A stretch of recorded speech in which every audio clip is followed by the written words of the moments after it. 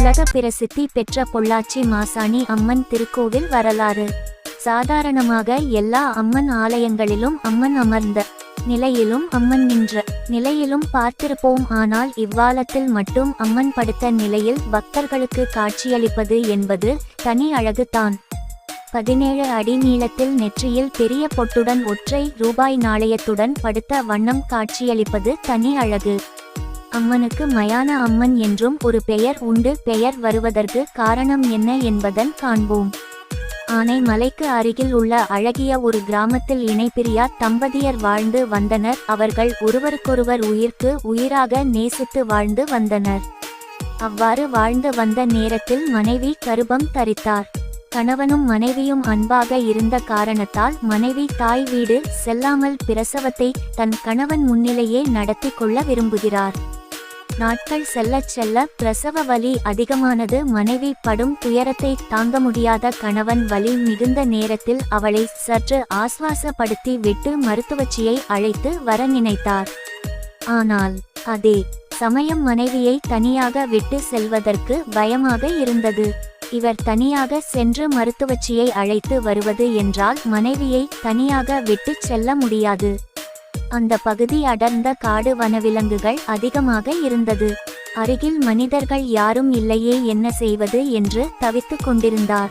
அதை புரிந்து கொண்ட மனைவி 2 கல் தொலைவில் உள்ள என் தாயார் வீட்டிற்கு நாம் செல்வோம். அங்கு ஒரு மருத்துவச்சி இருக்கிறார். அவர் முக்காலமும் உணர்ந்தவர். தெய்வ சிந்தனையும் நற்பண்புகளும் ஞானத்தால் நடப்பதை அறியும் திறனும் பெற்றவர். நன்கு மருத்துவம் செய்வார். அவரிடம் செல்வோம். நான் தங்களுடன் நடந்து வருகிறேன் என்று கூறினாள். பிரசவ வேதனையும் வலியும் தாங்க முடியாத நிலையை எட்டியதால் வேறு வழி இன்றி தாய் வீடு நோக்கி செல்கிறார்கள். மெதுவாக நடந்து 1 மைல் தூரம் வந்து சேர்ந்தார்கள். அதற்கு மேல் மனைவியால் ஒரு அடி கூட்டெடுத்து வைக்க முடியவில்லை. கணவன் என்ன செய்வது என்று யோசிக்க சற்று தூரத்தில் பார்த்தால் விளக்கு ஒளி தெரிந்தது. அச்சமயம் கணவனிடம் என்னால் இனி ஒரு அடி கூட எடுத்து வைக்க முடியாது. தாங்கள் சென்று அந்த விளக்கு வெளிச்சத்தில் மனிதர்கள் இருப்பார்கள். அங்கு மருத்துவச்சியும் இருப்பார்கள். தயவு செய்து அழைத்து வாருங்கள். நான் எங்கும் போக மாட்டேன், இங்கேயே அமர்ந்து இருக்கிறேன் என்று உறுதிபட கூறினாள்.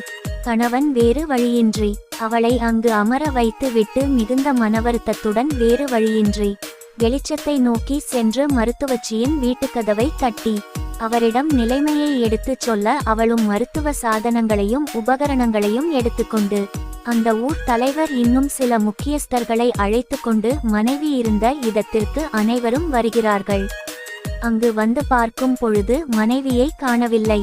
இது என்ன இறைவா சோதனை, மனவேதனை என்று அனைவரும் வருந்தி கொண்டிருந்தார்கள். அப்பொழுது மருத்துவச்சி, ஆஹா, நான் கண்ட கனவு பலித்துவிட்டது, என் கனவு நிஜம் ஆகிவிட்டதே என்று சொல்கிறார். அப்பொழுது அவர்கள் அங்கு கண்ட காட்சி இரத்தத்தை உறைய வைத்தது. அங்கு அவர்கள் கண்ட காட்சி அவனது மனைவியும் புதிதாக பிறந்த குழந்தையும் இறந்து கிடந்ததை கண்டு பதறிப்போய் உடனே அந்த மருத்துவச்சியிடம், அம்மா, தாங்கள் கண்ட கனவு பலித்து விட்டது என்று சொன்னீர்களே, தாங்கள் என்ன கனவு கண்டீர்கள், என்ன நடந்தது என்று சற்று விளக்கமாக சொல்லுங்கள் என்று கேட்கிறார். உடனே அவரும் தான் கண்ட கனவை அப்படியே சொல்கிறார். நீ மனைவியை விட்டு வந்தவுடன் ஒரு பெரிய கருத்த உருவம் ஒன்று இவளை நோக்கி கையை நீட்டிக்கொண்டு வந்தது. அது கண்டு அவள் பயந்து எழ முடியாமல் எழுந்து ஓட ஆரம்பித்தாள். ஆனால் சிறிது தூரத்துக்கு மேல் ஓட முடியாமல் என்னை விட்டு விடு, விட்டு விடு என்று அந்த கரிய உருவத்திடம் கெஞ்சினாள். ஆனால் அந்த கோர உருவமும் விடாமல் அவளை துரத்தியது. அந்த நேரம் அவளுடைய போராத காலம். அவள் அங்கிருந்த மாட்டுச்சாணியில் கால் வைத்து வழுக்கி விழுந்து உயிர் விட்டார். அதே நேரத்தில் அவள் உடலிலிருந்து உயிர் பிரிந்து வானத்தில் ஒரு பயங்கர ஜோதி ரூபமாய் கூடி சூரிய பிரகாசமாக தோன்றியது. நீண்ட உருவமாய் திறந்த வாயுடனும் கைகளில் வேலுடனும் ஆயுதங்களுடனும் அந்த கரிய கொடிய உருவத்தை நோக்கி வந்து அவனுடைய மார்பை பிளந்து அந்த பெண்ணின் காலடியில் போட்டு மிதித்து விட்டார். இதுவே தான் கண்ட கனவு என்று அந்த மருத்துவ மூதாட்டி அவள் கணவனிடம் கூறினாள்.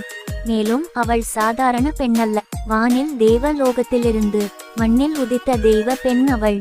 அவள் பக்தர்களை, மனிதர்களை இரட்சிக்க வேண்டி உருவான தெய்வாம்சம் பொருந்திய பெண்ணவள். காம தேனுவினால் இடைப்பட்ட சாணத்தில் கால் வைத்து இறக்காமல் இருந்திருந்தால் வேறு ஒரு ரூபத்தில் அவள் இறந்திருப்பாள் என்று மருத்துவச்சி சொல்கிறார். மாட்டுச்சாணத்தில் கால் வைத்து வழுக்கி விழுந்து இறந்ததனால் மாசாணி அழைக்கப்பட வேண்டும். இவள் மானிட பிறவி அல்ல, தெய்வ பிறவி. ஆனாலும் இந்த அரக்கியை அழிக்க எடுத்த அவதாரம் என்பதனாலும் இந்த தெய்வம்சம் பொருந்திய அம்மன் அரக்கனை கால்களால் விதித்ததால் அம்மனுக்கு ஒரு கோயில் கட்டி பூஜை செய்து வழிபாடு செய்ய வேண்டும்.